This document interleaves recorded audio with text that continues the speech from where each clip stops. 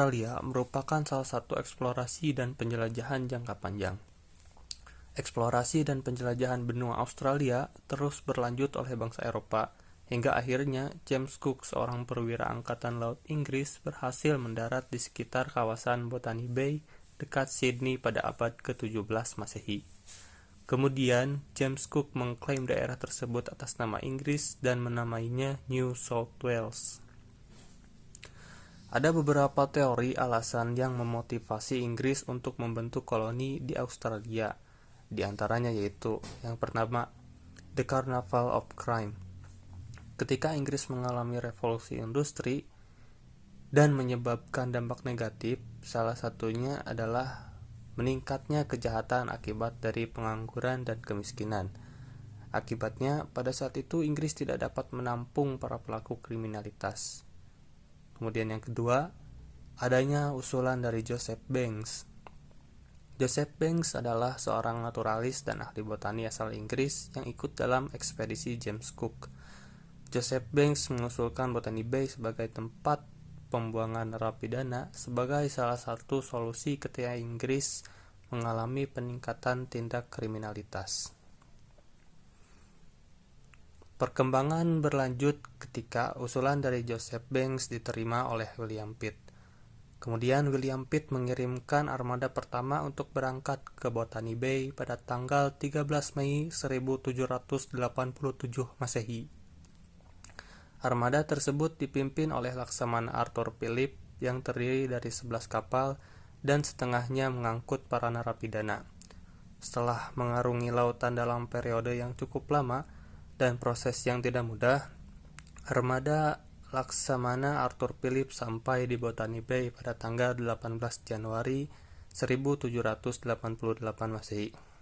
Setelah armada Arthur Phillip sampai di Botany Bay, ia berpendapat bahwa Botany Bay tidak cocok dijadikan sebagai wilayah pemukiman karena beberapa pertimbangan, salah satunya karena tanahnya tidak subur. Setelah mengeksplorasi wilayah sekitar, Arthur Phillip singgah di pelabuhan Port Jackson. Karena memiliki kesan yang bagus, Arthur Phillip menamai pelabuhan tersebut dengan Sydney atas rasa hormatnya kepada Menteri Dalam Negeri Inggris pada saat itu yang bernama Thomas Townshend dengan gelar Viscount Sydney. Peran Arthur Phillip tidak hanya mengantar para narapidana ke New South Wales. Ia mengantar para narapidana sekaligus menjadi gubernur pertama dari New South Wales. Peran yang dimiliki oleh Arthur Phillip sangat besar dan tidak mudah, karena ia menjadi orang yang meletakkan pondasi ketika Inggris melakukan pembentukan koloni di New South Wales dengan tenaga kerja seadanya, yaitu para narapidana Inggris yang diasingkan. Selain sulitnya tenaga kerja ahli, Arthur Phillip juga menghadapi kekurangan pangan untuk koloni. Salah satu alasannya karena pernah terjadi gagal panen pada tahun 1788, yang dimana persediaan benih-benih tanaman dirusak oleh hama. Barulah ketika sekitar tahun 1792, kondisi koloni di New South Wales mulai stabil dan pada tahun yang sama, tugas dari Arthur Phillip telah berakhir. Ia kembali ke Inggris karena penyakit yang dideritanya.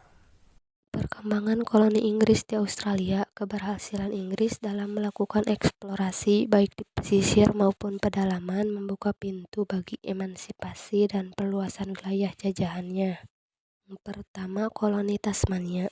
Koloni Tasmania mulai berkembang dari permukiman yang dimulai di kawasan Sungai Darwin, kemudian berpusat di Hobart dan Port Dalry yang berpusat di Launceston.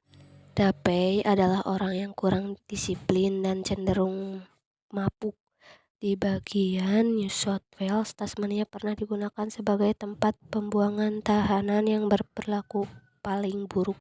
Yang kedua, koloni Queensland. Gubernur pertama Queensland adalah Sir George Bowen yang tiba di Brisbane pada tahun 1859. Hubungan antara komunitas aborigin kulit putih di Queensland. Para pemukim yang tersebar takut penduduk asli akan menyerang mereka, sehingga mereka dibunuh terlebih dahulu. Pada saat yang sama, masyarakat adat bersama merasa diusir dari perburuannya. Sejak menjadi koloni maritim, Queensland sangat maju karena sumber daya alamnya seperti emas, timah, dan tembaga. Pada saat yang sama, kondisi lingkungan yang mendukung perkembangan pertanian dengan sejumlah besar sapi, kuda, dan domba mengizinkan Queensland memproduksi tanaman seperti kapas, gula, dan mentega. Awalnya, negara-negara industri seperti Inggris menginginkan kapas dari Queensland, namun hal ini tidak berlangsung lama karena biaya produksi kapas yang disebabkan oleh angkatan kerja sangat tinggi dibandingkan dengan produksinya. Yang ketiga, koloni Australia Barat. Pada abad 17 ke 18, pesisir barat Australia banyak dikunjungi oleh para pelaut. Pelaut Inggris pertama yang mengunjungi daerah tersebut adalah Dampier mengunjungi kawasan itu. Pertama dengan kapal Cygnet, Pulauan Buccaneers, dan kedua terakhir dengan kapal Roebuck. Ia mencapai pantai yang kemudian dikenal sebagai Shark Bay. Sampai saat itu, baik Belanda maupun Inggris tidak bermaksud menduduki wilayah tersebut. Pada abad ke-18, ekspedisi ilmiah Prancis yang dipimpin oleh kalangan Inggris, selain mengunjungi pantai Australia Barat, para pelaut Prancis juga sering berlayar setelah menduduki sebagian wilayah Australia. Yang keempat, Australia Selatan.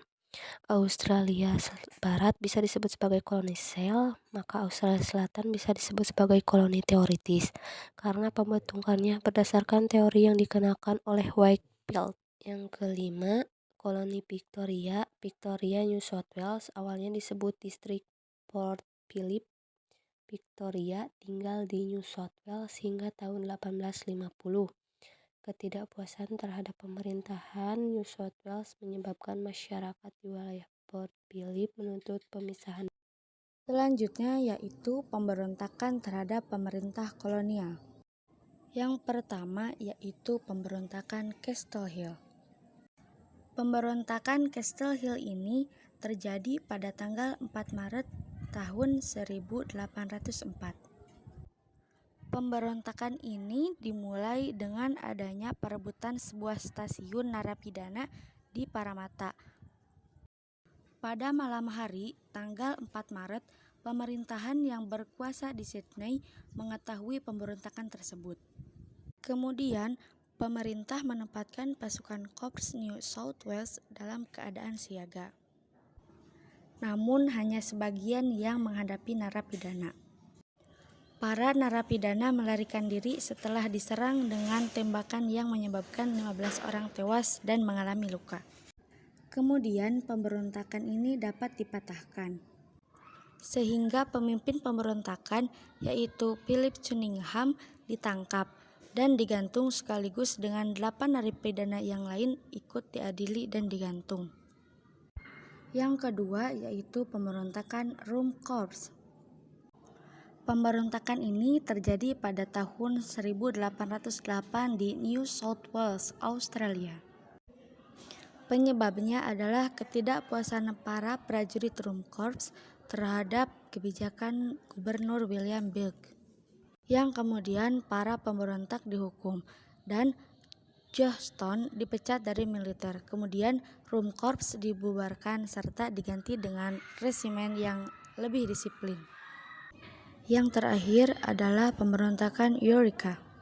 Pemberontakan Eureka terjadi di Ballarat, Victoria, Australia pada 1854. Penambang emas melakukan pemberontakan melawan pemerintah kolonial Britania karena mereka tidak puas dengan pajak tinggi yang dikenakan untuk lisensi penambangan emas.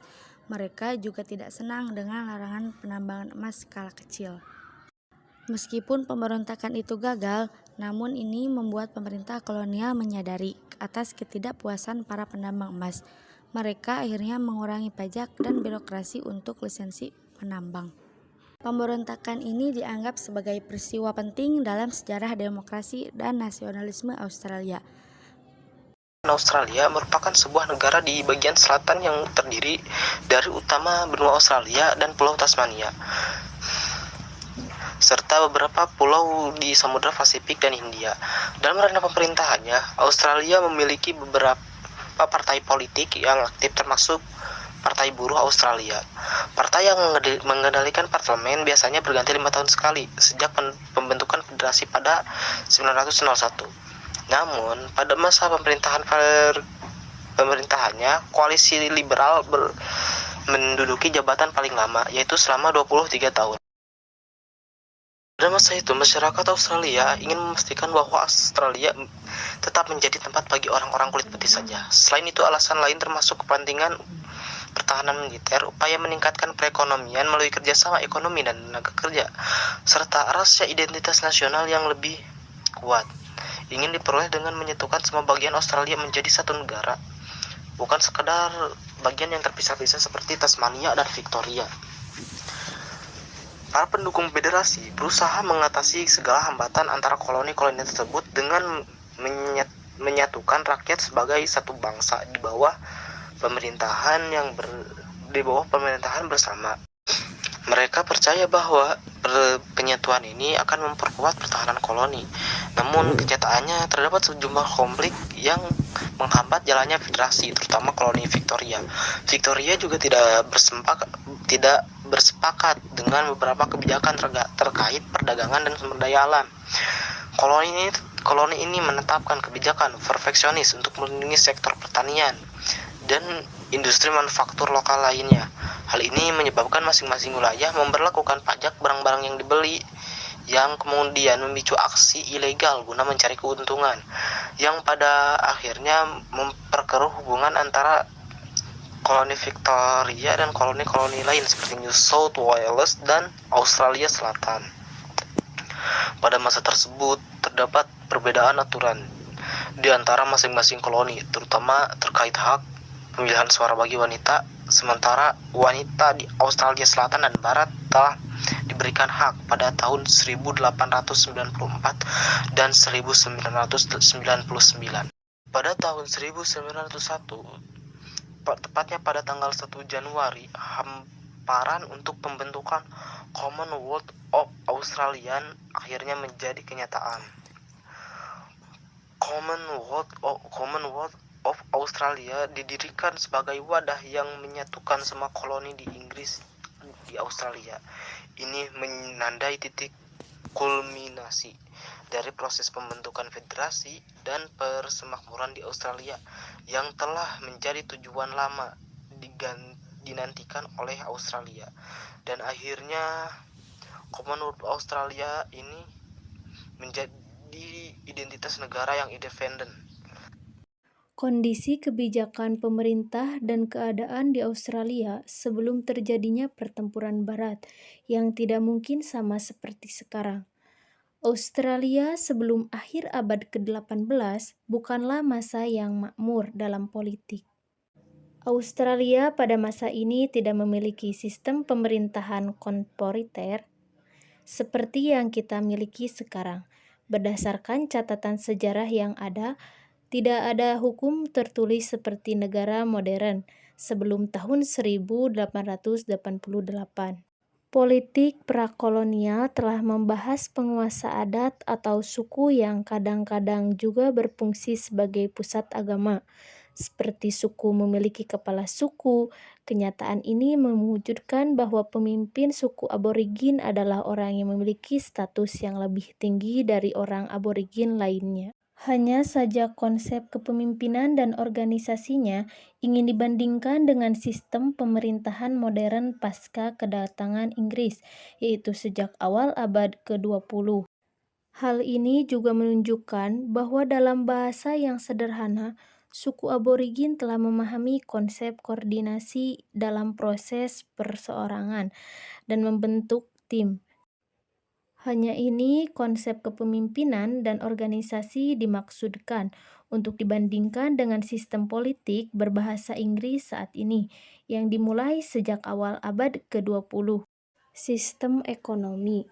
Pada dasarnya, sistem suku pencarian di Australia dicirikan oleh buru dan meramu sebelum kedatangan mayoritas bahasa Inggris. Mereka mayoritas menangkap ikan di laut yang juga dikenal sebagai bibir pantai, kanguru, burung, dan jenis ikan lainnya. Mereka menggunakan alat berburu seperti batu, bumerang, dan tombak untuk mendapatkan makan sebagian besar penduduk asli. Sistem budaya dalam konteks ini, mereka baru saja memperkenalkan bumerang yang merupakan salah satu dari produk senjata khas tradisional yang masih digunakan hingga saat ini. Seperti halnya suku-suku pedalaman lainnya, suku aborigin juga memiliki keseharian yang khas, yaitu menggunakan pakaian khas pajak beserta aksesoris lainnya. Sebelum kedatangan bangsa Barat, beberapa adat istiadat, tradisi, dan fitur historis yang mempengaruhi cara hidup suku aborigin sangat terabaikan, bahkan dengan mempertimbangkan karakteristik mereka dan kelimpahan produk terkait pada saat itu. Tetapi lebih banyak lagi yang mulai mudar dan menghilang akibat dari modernisme dan politik yang lazim terjadi pada tahun 1930-an hingga 1960-an.